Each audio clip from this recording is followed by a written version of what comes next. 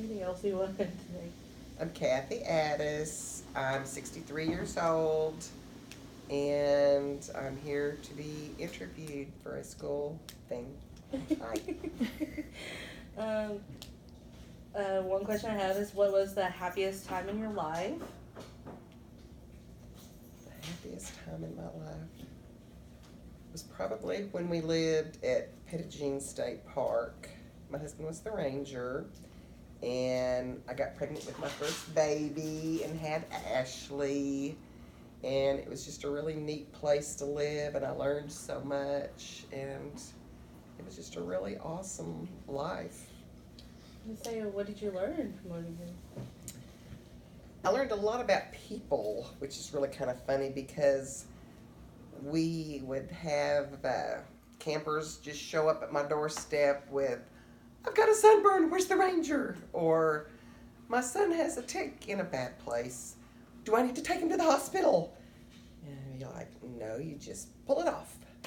Or they would come up there, they would come camping, but they would have electric skillets and coffee pots and microwaves in the camper, and they'd plug them all in and then not understand why the power would go off.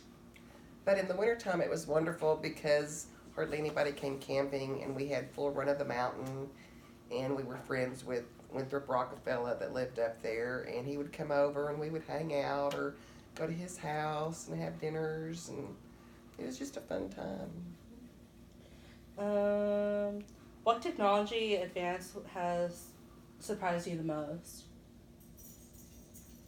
I think cell phones, because people were so much more patient before. I mean, and you didn't freak out if somebody didn't respond to your text instantly. I mean, you didn't have all that, and it was just a simpler time.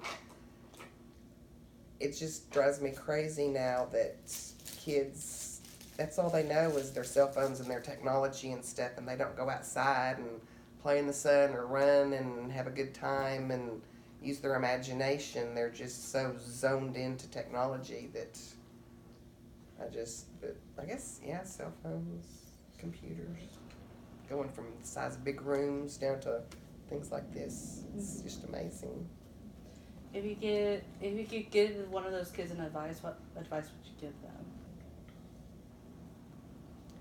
To open your eyes and look around you and see what's out there, and just learn to love life and be appreciative of what you have, and don't always be wanting, wanting, wanting. Just learn to love what you have and explore things and learn, but enjoy it. Not just YouTube learn. Get out and be around people and learn. Um, what is the most significant political event you have witnessed?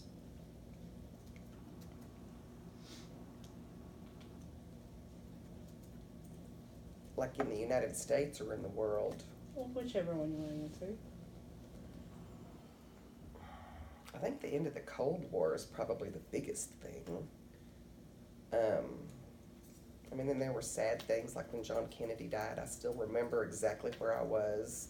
I was on a school bus going home, and the president had been shot, and we sat and watched it on TV for hours and hours after that. And just, it's like that's when the world kind of started crumbling to me, I think, because there was just so much craziness and stuff, and people used to really respect people and lives more, I think, and just the fact that there's crazy people out there that you can't control. We were so sheltered before in the news, and everything's gotten so just in your face. Mm-hmm.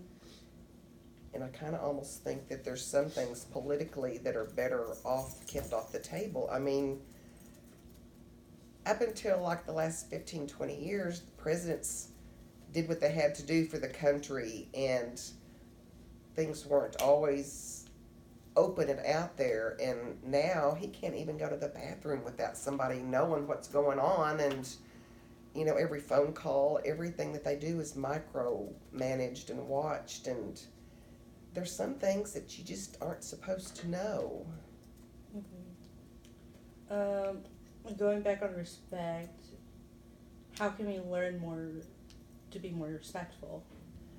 I think a lot of that is the parents' fault. Parents have fallen down on the job. They have farmed their kids out so much, and they expect teachers to raise them, the daycares to raise them, everybody to, take the responsibility for their child, and they're the ones that should be teaching them yes sir, no sir, yes ma'am, no ma'am. Open the door for older people. Don't just walk out in front of cars and stuff. Look before you cross. I mean, just common decency and common courtesy. It's like they're so driven on the big dream of making all this money, doing all this stuff, that they've just forgotten basic common sense and decency. And then they're mad when their kids end up doing stupid stuff, but it's their fault, not the teacher's faults and not everybody else's fault. It's theirs because they didn't instill the proper things in their child, and they're not taking responsibility for that. If you could give the parents an advice, what advice would that be? Just put your phones down. Quit being me-centered. You have children to share and love and to populate the world, whatever, show your love, but those people are going to end up growing up and being the world, and they're going to be your politicians and your doctors and everybody. And if you want them to be the kind of person that you look up to, look at yourself and look at your parents and what you learned from them, and realize that you're part of the building block. You have to, I forgot the question, but anyway, I'm rambling. But anyway, you have to take charge and be responsible for your life and your children's, and you need to instill the proper values in them. And if I forgot the main question, I'm sorry. No, you're good. I like the answer though. Okay. The family is really big and important to you. Like what I noticed. How many kids do you have though? I have 3 children. I was pregnant 4 times. I lost one. To me, my family begins with me, and I know that sounds kind of strange, but I was adopted. I always had kind of issues, I think, with love. It's like, how could someone that loved you get rid of you? And then I know that when I was young, it was like 3 or 4 months before I was actually adopted out, and I was in an orphanage. And I think initial bonding and nurturing is so important to a person, and it shapes their whole life. People don't realize that 2 or 3 little incidences in someone's life can factor into the way their whole future goes. And I've strived for love and acceptance so much that I poured all the love I could into my kids, and I know I made some wrong decisions probably along the way, but I did everything I could in my power to let them know how much I loved them. And I just think family is everything.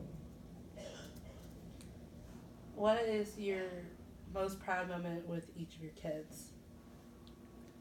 Wow, that's hard.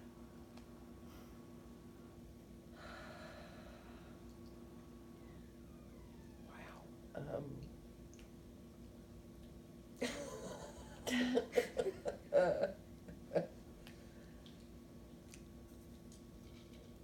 Ashley has just always been so responsible. I mean, she had a lot on her from a young age. She took care of her little brother and sister. I don't know, she married young. She married on her birthday. Her daddy and I had big fights about it and stuff, but I knew she knew her heart. When she became a mother for the first time, maybe that's my proudest. I don't know. There's just so many things on Ashley that I just can't even think of one. There's just so many. Jessica. Oh, I love my daughters. Jessica's proudest moment. I guess when she got her master's degree, maybe. That she always had a hard time in school. She had to study for her grades really hard. So I guess the fact that she stuck with it and went on and did special education, I guess that's probably that. CJ, my proudest moment, I guess when he became a police officer and knowing in his heart that he's always wanted to help people. He's always been there for everybody. He always wanted to protect everybody. He wanted to protect me. He's wanted to protect Mary and Faith and the other kids, and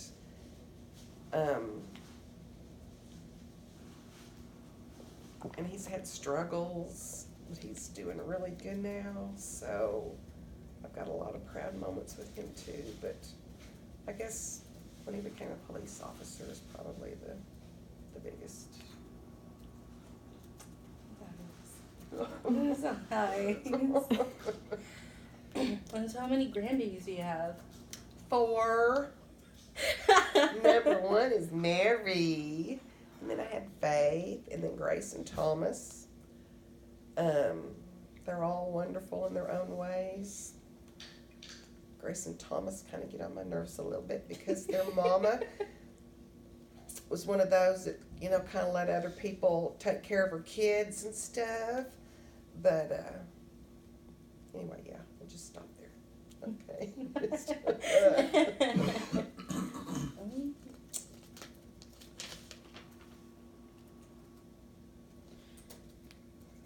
So you already answered this question of mine. It's like, what is the most important lesson? And the lesson that I got off is love. Yes, ma'am. Love and forgiveness. A lot of things you don't ever forget, but love is important and forgiveness is important because everybody makes mistakes. There's not a single one of us that doesn't make mistakes. And